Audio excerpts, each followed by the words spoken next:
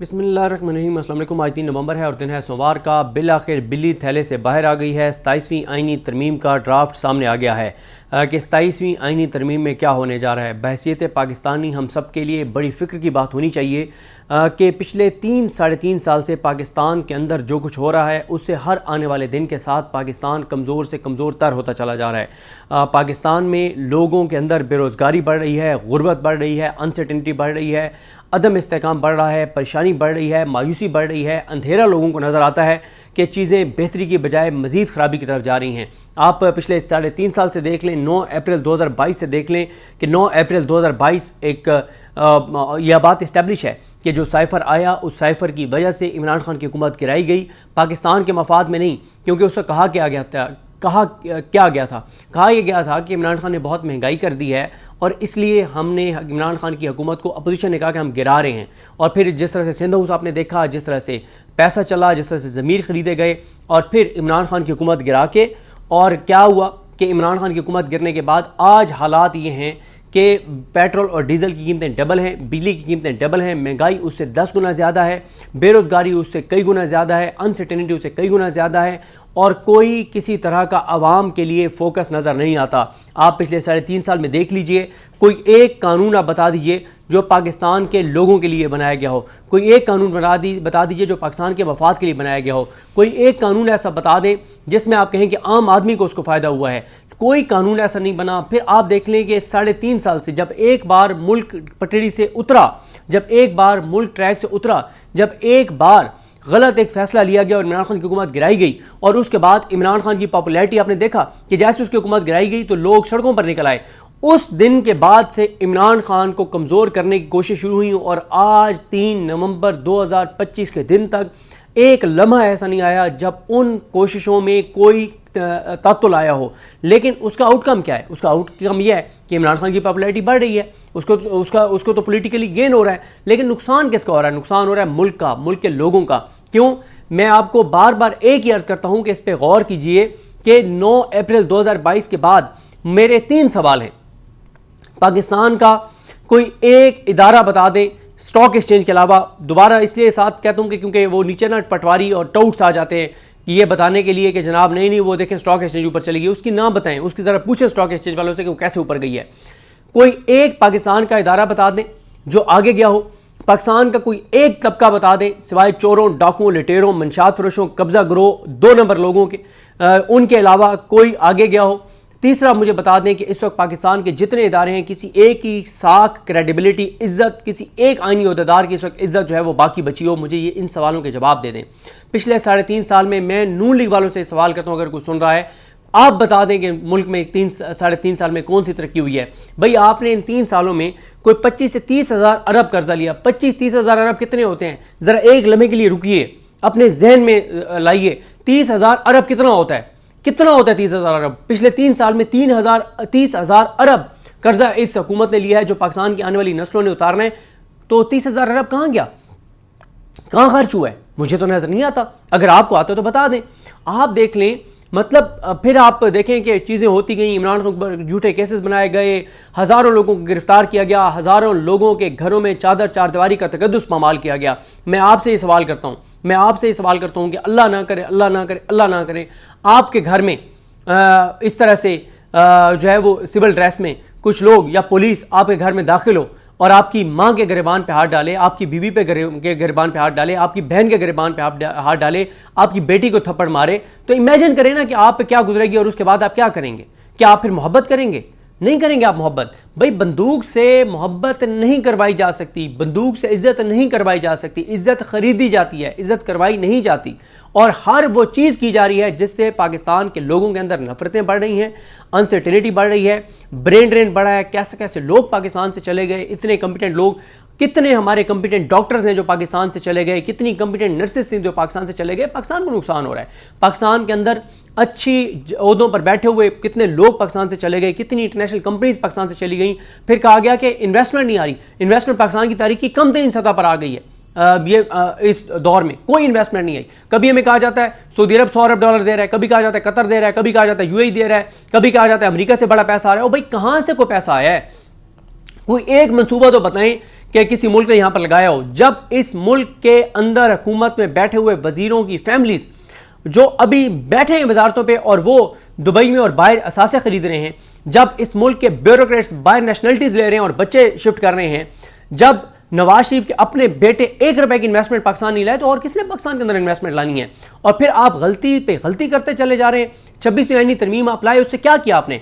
आपने एक इमरान खान की नफरत में आपने अदालतों को खत्म कर दिया। उससे नुकसान क्या हुआ कि आज लोग अदालतों पर एतमाद नहीं करते, लोग कानून हाथ में ले रहे हैं, जस्टिफाई नहीं है, लोग अपने इंसाफ खुद कर रहे हैं। गलत है, नहीं जस्टिफाई आप कर सकते। अदालतों के अंदर लोग कत्ल हो रहे हैं, जो उनके मुखालिफ पार्टी उनको कत्ल कर रही है कि ये हमारा मुजरिम है और अदालत इसको सजा नहीं दे रही, तो नुकसान किसका हो रहा है? मुल्क का हो रहा है। भाई इमरान खान, दोबारा कह रहा हूं, जरा सोचिए, जरा सोचिए, जरा सोचिए। इमरान खान के खिलाफ आप ये सारा कुछ कर रहे हैं, उसकी तो पॉपुलैरिटी बढ़ गई है, उसका तो वोट बैंक बढ़ गया है, उसको जो मोहब्बतें मिल रही हैं वो पाकिस्तान की तारीख में कायद-ए-आज़म के अलावा किसी को नहीं मिली। यानी भुट्टो वाला भी वो सारा फ्रॉड किया जाता है कि बड़ा वो पॉपुलर, इमरान खान के मुकाबले में कुछ भी नहीं था। आप पूछो उन लोगों से जिन्होंने भुट्टो का दौर देखा, कुछ भी नहीं है इमरान खान के मुकाबले में भुट्टो की पॉपुलैरिटी, जो उसको पॉपुलैरिटी मिली हुई है। जो जेल वो काट रहा है, पाकिस्तान की तारीख में शायद ऐसी जेल किसी लीडर ने नहीं काटी जितनी सख्तियां वो बर्दाश्त कर रहा है। उसकी बीवी जेल के अंदर, उसकी बहनों के ऊपर केसेस, उसका भांजा हसान न्याजी जेल के अंदर, उसकी पार्टी के सैकड़ों वर्कर्स आज भी 900 दिन से ज्यादा हो गए हैं वो जेलों में। खुद इमरान खान को 800 दिन से ज्यादा हो गए हैं वो जेलों में। उसकी पार्टी के कम से कम को 50 से 60 हज़ार लोग गिरफ्तार हुए हैं। उसकी पार्टी के 1 लाख के करीब लोग जो हैं, उनके घरों की, 1 लाख से ज्यादा लोगों के घरों की चादर चादवारी का तकद्दुस मामूल हुआ है। 40 से 50 लोग इमरान खान के आज पिछले 3.5 साल में अब तक जानों से जा चुके हैं। तो भाई और कारोबार लोगों के तबाह हो गए, रोजगार उनके खत्म हो गए, बच्चे उनके बेचारों के रुल गए।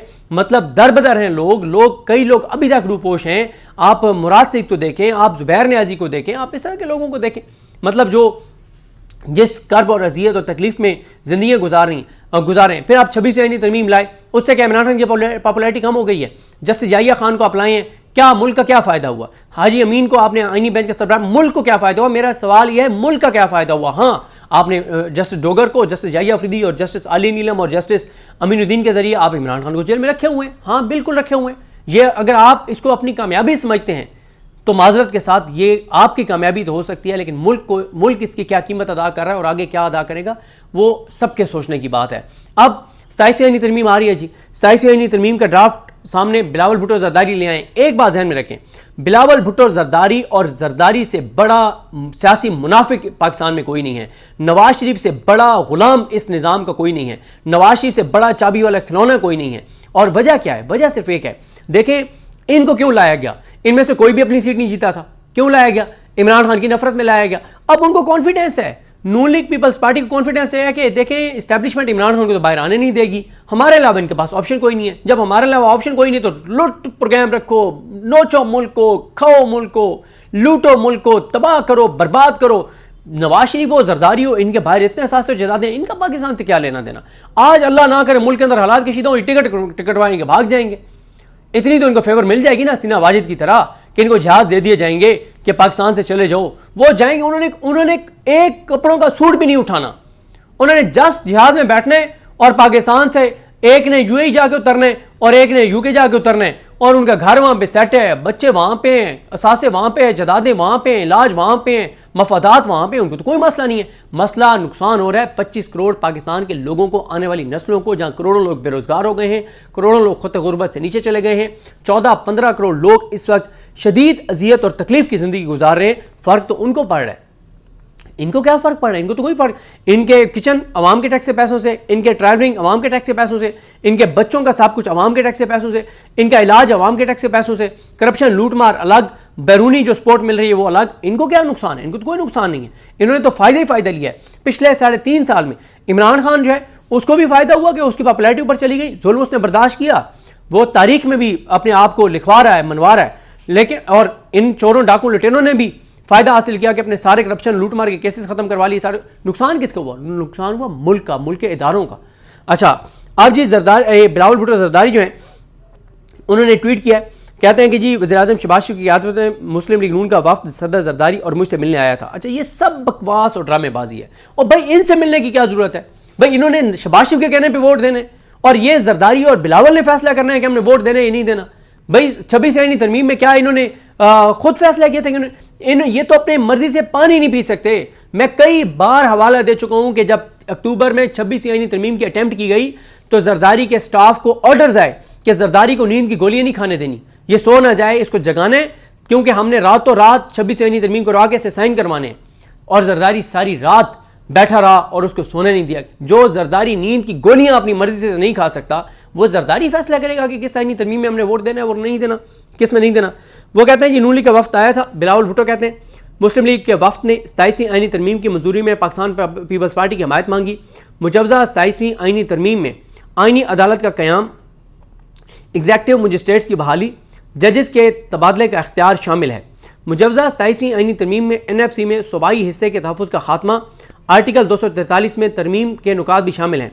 मुजवजा 27वीं आईनी तरमीम में तालीम और आबादी की मनसूबाबंदी के अख्तियारात की वफाक को वापसी और इलेक्शन की तकरीब पर जारी तत्तुल ख़त्म करना शामिल है। पाकिस्तान पीपल्स पार्टी की सेंट्रल एग्जीक्यूटिव कमेटी का इजलास 6 नवंबर को सदर पाकिस्तान के दोहा से वापसी पर तलब किया गया ताकि पार्टी पॉलिसी के मुताबिक फैसला किया जा सके। आपसे बड़ा मुनाफिक कौन है? आपसे बड़ा चाबी वाला खिलौना कौन है? आप कह रहे हैं पार्टी फैसला करेगी, वो फैसला आपने और जरदारी ने नहीं करना, और आप कह रहे हैं पार्टी फैसला करेगी। पहले आपके फैसले आपकी सेंट्रल एग्जीक्यूटिव कमेटी करती है। झूठ बोलते हैं आप लोग। पाकिस्तान के लोगों को आपने जाहिल और बेवकूफ़ समझा हुआ है। पाकिस्तान के लोग जाहिल और बेवकूफ़ नहीं है। आपके आने वाली नस्लें भी सियासी कीमत अदा करेगी जो कुछ आपने पिछले 3.5 साल में अपनी करप्शन, लूटमार और अपने मफाद के लिए मुल्क के साथ किया है। ये सब कुछ क्यों ये कर रहे हैं? नवाज, वो किसी ने, साकिब बशीर साहब ने ट्वीट किया हुआ है ना कि नवाज शरीफ मरियम को वज़ीर-ए-आज़म बनाना चाहता है और जरदारी बिलावल को वज़ीर-ए-आज़म बनाना चाहता है। मुल्क जाए भाड़ में, मुल्क तबाह होता है हो और कमज़ोर होता है हो, मुल्क की आवाम बर्बाद होती है हो, मुल्क में लोग ख़त्म हो, जो हो जाए मुल्क में हो जाए।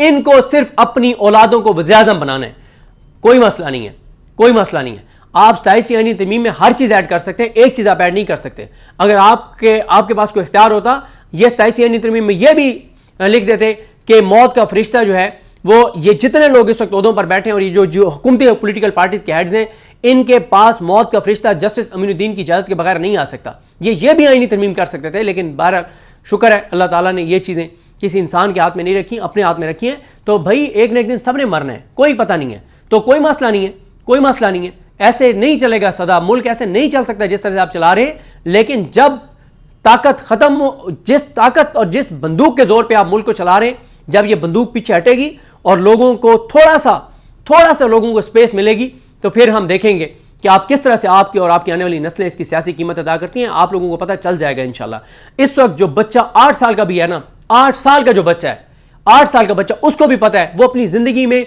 वो 60 साल जिए, वो 70 साल जिए, वो 80 साल जिए, वो अपनी जिंदगी में आप और आपकी आने वाली नस्लों का एहतराम नहीं करने वाला, जो कुछ आपने इस मुल्क के साथ किया है।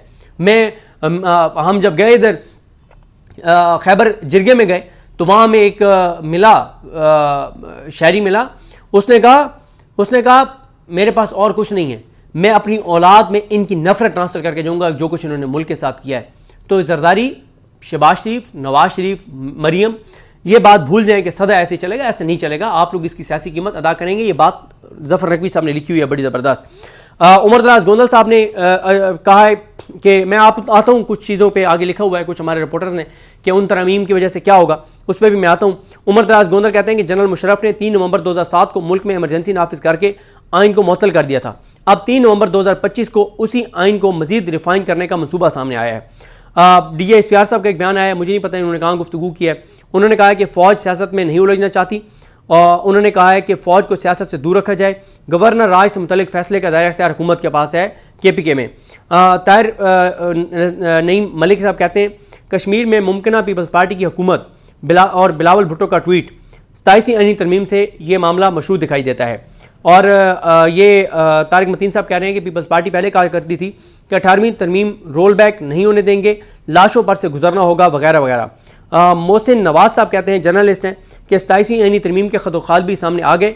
सूबों का NFC में हिस्सा, ये सुहेल आफरीदी जो कह रहे हैं ना कि KPK में अब मर्ज अजला जामू है, कबायली इलाके जामू है, फाटा जामू है, उसके मुताबिक हमारा हिस्सा जो है वो बढ़ाया जाए। तो अब आइन में ऐसी तरमीम की जाएगी कि वो हिस्सा KPK का नहीं बढ़ेगा। फिर वो कहते हैं कि 18वीं तरमीम के बाद से ही वफाक के हामियों और इस्टेब्लिशमेंट, ये 18वीं तरमीम जो है वो वफाक को और इसको चुभती थी, ये जो इस्टेब्लिशमेंट। तो वो कह रहे हैं कि अब ये रोल बैक होने जा रही है। और इसी तरह से मसला ये है कि ये माइंस एंड मिनरल्स का इख्तियार भी अपने पास ले लेंगे, सूबों में ऑपरेशन का इख्तियार भी अपने पास ले लेंगे। 27वीं आईनी तरमीम आ रही है इमरान खान को मजीद कमज़ोर करने की कोशिशों के लिए।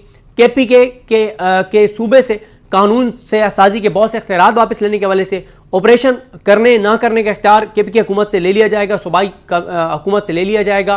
कोलेटरल डैमेज के ऊपर कानून साजी जो करने जा रहे हैं वो इख्तियार भी ले लिया जाएगा। माइंस एंड मिनरल्स का इख्तियार भी ले लिया जाएगा। गवर्नर राज और इमरजेंसी के हवाले से आसानियाँ पैदा कर दी जाएंगी। बहुत कुछ होने जा रहा है और आईनी अदालत बन जाएगी और काजी फाइज सा जैसे मकरू लोग जो हैं वो वापस आ जाएंगे। खालिद जमील साहब कहते हैं कि मुजव्वज़ा 27वीं तरमीम का सादा सा मतलब है पार्लियामान रबर स्टैंप, महकूम और मातूब अदलिया, ताबे फरमान इलेक्शन कमीशन, सूबाई वसाइल पर वफाक का कंट्रोल और वफाक सुप्रीम कमांडर के कंट्रोल में। बकौल बाबा बुल्ले शाह गलियां हो जन सुंजियां ते विच मिर्जा यार फिरे। महंगाई जो है वो रफ्तार वालों ने ट्वीट किया हुआ है, महंगाई बहुत तेज़ी से बढ़ रही है, किसी का कोई फोकस नहीं है पाकिस्तान के लोगों, पाकिस्तान के मफाद, पाकिस्तान के मुस्तकबिल। फोकस है अपनी ज़ात, अपना मफाद, अपना इक़्तिदार, अपने ओहदे। फैसल अब्बास खार साहब ने ट्वीट किया हुआ है कि बैरिस्टर अकील मलिक ये कहते हैं कि पाकिस्तान ने आर्मी चीफ को फील्ड मार्शल का एजाज़ दिया तो उसको कहीं पर भी कॉन्स्टिट्यूशनल स्कीम ऑफ थिंग्स में एड्रेस होना है। आइन के आर्टिकल 243 में क्या नुकात होंगे, एंकर ने पूछा तो उन्होंने कहा अभी फाइन तो नहीं हुआ, अभी फाइनल ट्यूनिंग के लिए प्रोसेस है, आगे भी कुछ स्टेप्स आने हैं। अच्छा, इसी तरह से मरीम नवाज खान जो रिपोर्टर हैं उन्होंने ट्वीट किया हुआ है कि आर्टिकल 243 क्या है जिसमें ये तब्दीली करने जा रहे हैं। इसका आइन के आर्टिकल 243 में है कि मुसल्लह अफवाज का सुप्रीम कमांडर सदर मुमलिकत है। ये मैं आपको बहुत पहले, अगर आपको याद हो, जो रेगुलर सुनते हैं, मैंने आपको बताया था कि 27वीं आईनी तरमीम जो आएगी उसमें जो फील्ड मार्शल हैं उनको आईनी ओहदा बनाया जाएगा और सुप्रीम कमांडर वो होंगे, तीनों मुसल्लह अफवाज के सरबराह वो होंगे। मुसल्लह अफवाज का सुप्रीम कमांडर सदर मुमलिकत है और मुसल्लह अफवाज की कमान, इंतज़ाम और तैनाती से मुतल्लिक तमाम इंतज़ाम वफाकी हुकूमत के पास होता है। मरीम नवाज खान कहती हैं कि सादा अल्फाज में मुसल्लह अफवाज वफाकी हुकूमत के मातहत हैं। क्या 27वीं आईनी तरमीम मुसल्लह अफवाज की कमान उन्हीं के सरबराह को सौंपने जा रही है और सुप्रीम कमांडर भी फील्ड मार्शल होंगे? पीपल्स पार्टी आसिफ अली जरदारी के रहे से इख्तियारात लेकर सदारत करने पर रजामंद होगी? जवाब सबको मालूम है। अच्छा, माजिद निज़ामी साहब बहुत ज़बरदस्त जर्नलिस्ट हैं। वो कहते हैं कि चूँकि army chief general Asim Munir 5 star general बन चुके हैं और आर्मी चीफ की मुद्दत मुलाजमत 3 साल से 5 साल हो चुकी है, इस तनाजुर में काफ़ी अरसे से आर्मी चीफ की मौजूदा हैसियत को कोई ना कोई आइनी और कानूनी तहफ़्फ़ुज़ फराहम करना ज़रूरी हो चुका और आर्टिकल 243 में तरमीम इसी वजह से की जा सकती है क्योंकि चेयरमैन ज्वाइंट चीफ एयर और नेवी चीफ तो 4 स्टार, लेकिन आर्मी चीफ का ओहदा 5 स्टार हो चुका है। चेन ऑफ कमांड को असर नौ तरतीब दिया जाएगा। एक सादा सूरत 4 स्टार वाइस चीफ की तकर्री हो सकती है, लेकिन ताकत का मरकज़ एक ही रहने का कभी इम्कान है। इसलिए आइन और रूल्स में अफवाज पाकिस्तान से मुतल्लिक बुनियादी ढांचे में तब्दीली लाई जाएगी। अब अहम सवाल यह है कि क्या इस उखाड़ पिछाड़ में सियासतदान सुप्रीम कमांडर की कागजी हैसियत से भी हाथ धो बैठेंगे या कुछ इज्जत बाकी रह जाएगी? नवाज शरीफ का इज्जत से कोई तल्लुक नहीं है, जरदारी का इज्जत, खुददारी, सेल्फ रिस्पेक्ट, इनसे इनका कोई तल्लुक नहीं है। इनका तल्लुक सिर्फ अपनी ज़ात, मफाद, इक़्तिदार, अपनी औलाद को वज़ीर आज़म बनाने से है। इसके अलावा जी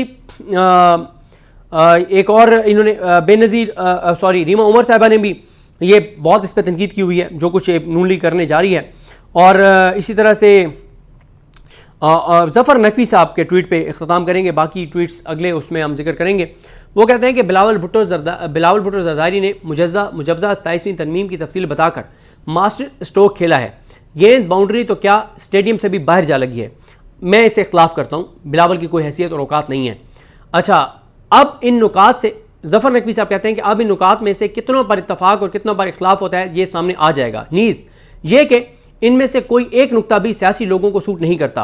ये सारे नुकात किसी और की ख्वाहिश है। नून लीग हर कदम पर अपनी सियासत को अपने हाथों से दफन कर रही है। आप कितने बरस इक़्तिदार में रहेंगे, वो सवाल कर रहे हैं नून लीग से। कितने बरस इक़्तिदार में रहेंगे? 5 साल, 10 साल, 15 साल? लेकिन मौरख आपको जमहूरियत, सियासत, जमहूरी इक़्तिदार, कानून और आइन का कातिल लिखेगा। लोग हुकूमत में रहकर कब हम जैसे फ़कीरों की बात जो है वो उस काबिल समझते हैं कि उस पर तवज्जो दी जाए, ये वक्त बताएगा। जब वक्त आपकी सियासत को रौंद कर चला जाएगा तब पता चलेगा। अभी बहुत सी आंखों पर कुर्सी इक़्तिदार के उसके जो एक ख्वाहिश है उसकी चर्बी जो है वो चढ़ी हुई है। ये कह रहे हैं ज़फ़र नकवी साहब। बात यह है कि नून लीग और पीपल्स पार्टी की कोई हैसियत और औकात नहीं है। ये अपनी सीटें हार गए थे, इनको फॉर्म 47 के जरिए लाया गया। इनकी कोई इज्जत, कोई सेल्फ रिस्पेक्ट, कोई गैरत इनके अंदर नहीं है। ये जो इनको कहा जाएगा ये वो करेंगे। नुकसान बहरहाल इनका कोई नहीं होगा, मुल्क का होगा, मुल्क की आने वाली नस्लों का होगा। हर चीज़ पे ये सरेंडर करने जा रहे हैं। वजह क्या है? खौफ इमरान खान कि अगर हमने इस्टेब्लिशमेंट की ये बात ना मानी, इमरान खान बाहर आ जाएगा, इमरान खान बाहर आ जाएगा, हम जेलों में चले जाएंगे। राना सनाउल्लाह ने एक बार कहा था कि इमरान खान इक़्तिदार में होता तो अब तक हमारी क़यादत जो है वो फांसी लटक चुकी होगी। बिल्कुल लटक चुकी होती, क्योंकि आपने मुल्क के पैसा चोरी किया है, मुल्क को लूटा है, कमज़ोर किया है, और अब सिर्फ अपने इक़्तिदार के लिए नवाज शरीफ और जरदारी जो हैं वो आईनी तरमीम करने जा रहे हैं, जो आईनी तरमीम पाकिस्तान को मज़ीद कमज़ोर कर देंगी। अल्लाह ताला पाकिस्तान की खैर करे, बस दुआ की जा सकती है। अल्लाह ताला रहम करे। मुझे अपनी दुआ में याद रखें। अल्लाह हाफ़िज़।